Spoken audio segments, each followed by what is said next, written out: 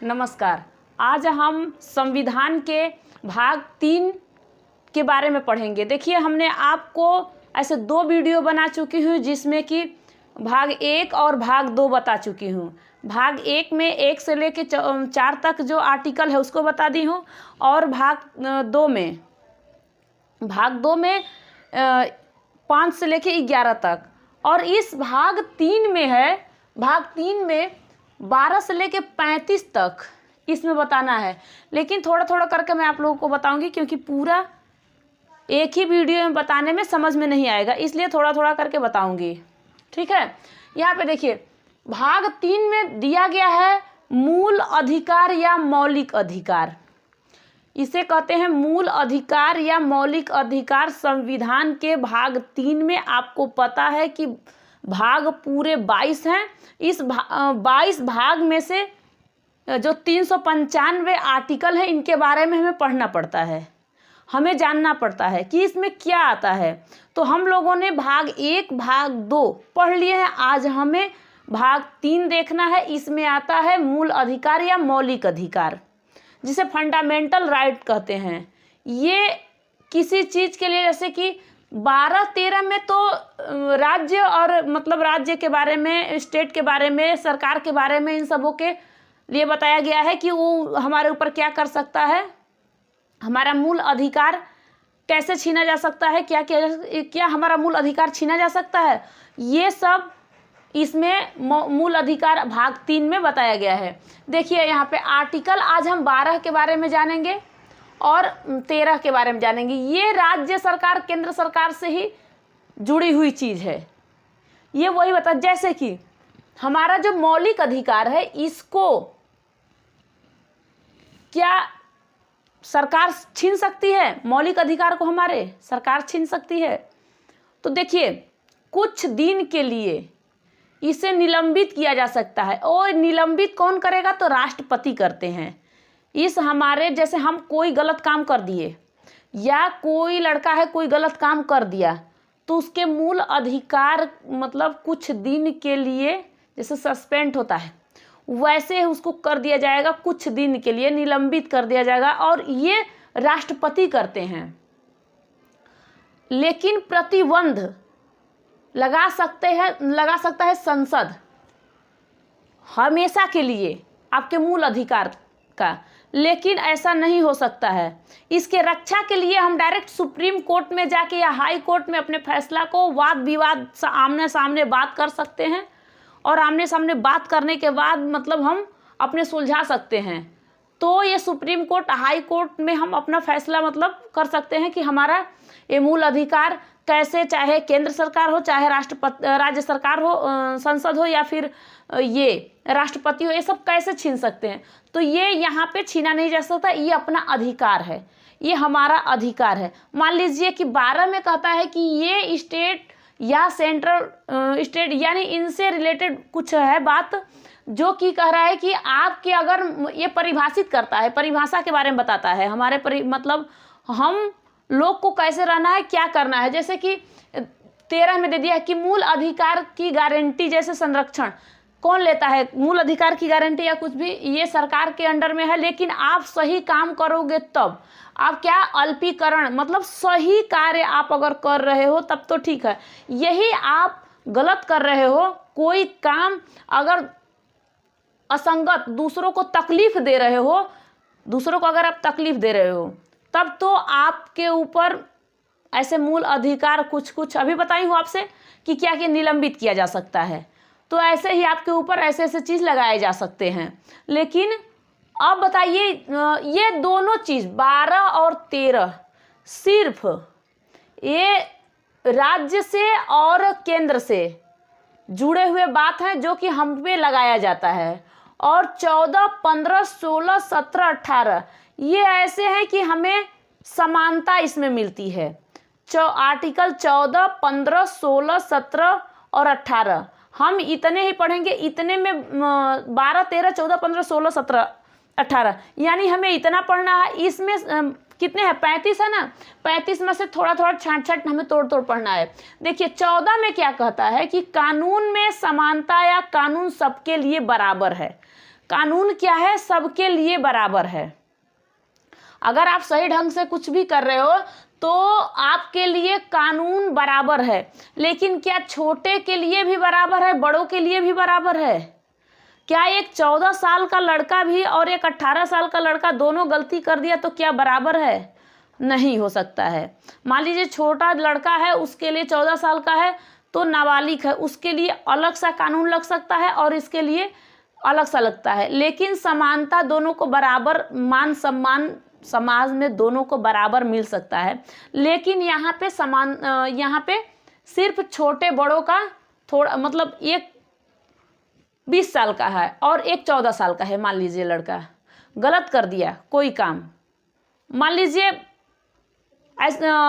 आप बड़ा लड़का है, कुछ ऐसे गलत कर दिया, मान लीजिए किसी को लेके चला आया, यानी किसी लड़की को या फिर कोई काम ऐसे करके किसी का सर ही फोड़ के आ गया, और कोई छोटा लड़का है 14 साल का है वो फोड़ के आ गया, तो बताइए कि क्या दोनों को बराबर ही मिलेगी अपराध? मतलब उसको सजा दोनों को बराबर मिलेगी? नहीं, नाबालिग को छोड़ दिया जाता है, मतलब उसको समझाया बुझाया जा सकता है, और आप बालिग हो गए तो आपको पकड़ के थाने में बंद कर दिया जाता है। लेकिन नागरिक आप हो तो समानता दोनों को बराबर है। सिर्फ इतना ही फर्क इसमें पड़ता है, आर्टिकल 14 कहता है। तो छोटे बड़े में क्या होता है? इसमें छोटे बड़े में थोड़ा कानून सबके लिए इसमें बराबर है। ये समान के लिए बात हो रहा है, मतलब इसमें समानता के लिए बात होता है, सब समान है। तो कानून सबके लिए एक समान है, ये 14। फिर इसमें 15 में भी धर्म, जाति, वंश, लिंग, जन्म ये सब समान है। इसमें भी सबको बराबर समानता मिल सकती है। ये नहीं कि आप किस जाति के हो आपसे भेदभाव किया जाए, वंश किस वंश से हो, यानी आपसे कोई जन्मत तो हमारी दुश्मनी है या फिर कुछ है तो हमारे बच्चे भी इसके ढो सकते हैं कि नहीं आपसे दुश्मनी है हमारा, और आपके हमारे बच्चे होगा छोटे बड़े उनसे मतलब कि दुश्मनी सब निभाने लगे, ऐसा नहीं हो सकता है। तो धर्म, जाति, लिंग, ये सब के लिए क्या है कि आर्टिकल 15 में बताया गया कि धर्म, जाति, वंश, लिंग, जन्म ये सब समान है, किसी से भेदभाव नहीं हो सकता है, किसी के जाति से नहीं, किसी के धर्म से नहीं, किसी के जन्म से नहीं, किसी के वंश से नहीं। ये नहीं कि मतलब वंश का मतलब यही हुआ कि अगर हमसे आपकी हमारे दादा से दुश्मनी है, आपकी किसी की दुश्मनी हमारे दादा से है, अब हमारे बच्चे को कोई परेशान करे, ये दुश्मनी लेके चले, तो ऐसा नहीं हो सकता है, क्योंकि इसमें समानता है, समान है, एक समान सब है, कानून सबके लिए बराबर है, यहाँ पे नहीं हो सकता। जन्म जैसे कि हम बिहार के, अगर हम बिहार के हैं और अगर हरियाणा में आके या फिर हम किसी भी स्टेट, दिल्ली जाके कहीं भी जाके हम कोई अपना वर्क काम कर रहे हैं, वहाँ के लोग हमें टॉर्चर नहीं कर सकते कि आप बिहार के हो या फिर आप यूपी के हो। तो ये क्या होता है? ये जन्म के बारे में बताया गया है। वंश, जन्म, जाति का मतलब यही होता है कि आप या फिर बहुत पिछड़े जात के हो या फिर आप क्या हो, कोई जात का हो, जैसे कि छोटे ब्राह्मण होते हैं, हिंदू मुस्लिम सब होते हैं ना, इसमें कोई भेदभाव नहीं होगा, इसके लिए भी समानता सबके लिए बराबर है। यहाँ पे अलिंग, अब मान लीजिए औरत और आदमी ऐसे दो लोग हैं, तो क्या दोनों बराबर ही काम कर लेंगे?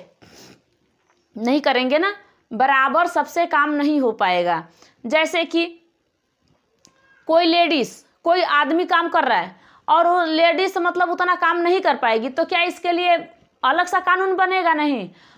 बताया जाता है कि अब इसको नहीं ले जाके हम कारगिल में इसको वहाँ पे फौज में भर्ती करा देंगे कि चलो आप ही मार धाड़ वहाँ पे करो, नहीं हो सकता है। तो ये यहाँ पे इसको समानता है, इसको समान बराबर मिलेगा, लेकिन ये काम नहीं कर सकती है। अब आर्टिकल 16 में क्या कहता है कि पद यानी नौकरी जो है सबके लिए, कोई सा कास्ट हो, कोई सी जाति हो, सबके लिए बराबर है। नौकरी जो पद होता है ये सबके लिए बराबर है, इसमें कोई भेदभाव नहीं किया जा सकता है। यानी कि अगर अपने भारत में कोई आर्मी की या किसी चीज़ की नौकरी के बारे में बात किया गया कि आई है, आपको भरना है, फॉर्म भरना है और हम इस नौकरी इस पद पे जाएंगे, तो एक बात बताइए, क्या हिंदू के लिए अलग कोई वैकेंसी निकलता है, मुसलमान के लिए कोई निकलेगा अलग? नहीं निकलेगा, सबके लिए बराबर, सबके लिए समान। ये समानता के बारे में ही 14 से लेकर 18 तक के बीच में जो समानता के बारे में ही बात किया जाता है। इसमें कोई कास्ट का इसमें अप्लाई कर सकता है, कोई नौकरी पा सकता है, ये पद के बारे में, ठीक है। एसएससी हो, एसटी हो, ओबीसी हो, यानी कोई कास्ट का इस जाति के बारे में, इस पद के बारे में, नौकरी के बारे में बात कर सकता है, सबको आरक्षण दिया जाएगा, ठीक है। यहाँ पे आ गया है आर्टिकल 17। ये कहता है कि अस्पृश्यता मतलब छुआछूत, क्या कहता है? छुआछूत, यानी कि आपके अंदर आप किस जाति को हो, हम नहीं आपसे टच होंगे। गांव में तो बहुत ज़्यादा होता है, अभी भी कहीं कहीं होता है कि आप छोटे जात के हो, आप हमारे सामने खड़े ना हो या फिर हमारे साथ में न चलिए या हमसे टच न करिए, हम आपके साथ नहीं मतलब आपके साथ हम नहीं रहेंगे, आप उधर जाइए। लेकिन शहर में क्या होता है?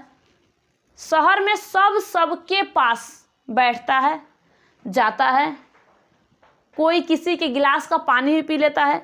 यानी यहाँ पे कोई छुआछूत का कोई बीमारी नहीं है। मान लीजिए बीमारी ही मान लेती हूँ मैं, कोई छुआछूत का यहाँ पे बीमारी नहीं है।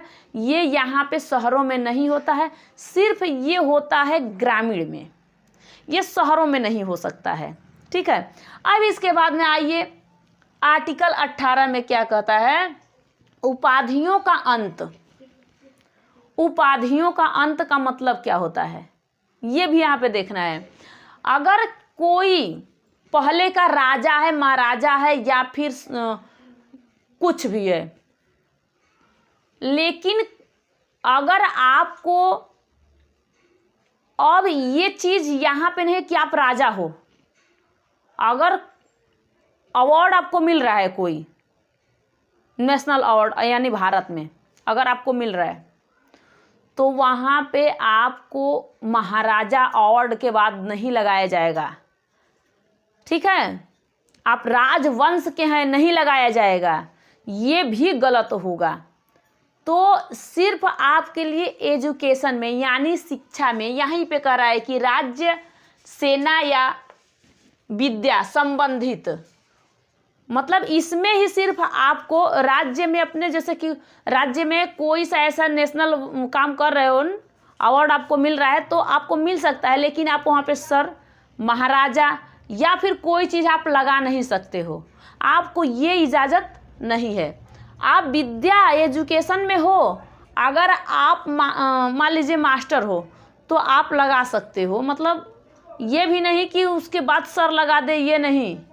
शिक्षक हो या फिर कोई आर्मी में है या फिर कोई डॉक्टर है या फिर मतलब ऐसे से कोई नौकरी के बाद उसका है तो वो लगा सकता है कि डॉक्टर राजीव कुमार कह सकता है, क्या कह सकता है?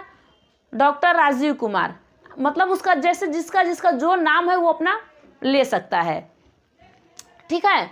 लेकिन कोई विदेशी राज्यों से उपाधि प्राप्त नहीं करेगा। अगर कोई विदेशी राज्यों से उपाधि प्राप्त कर लिया है तब उसको यहाँ पे उसको उपाधि नहीं दी जा सकती, यानी विदेशी राज्यों से आपको उपाधि नहीं मिलनी चाहिए।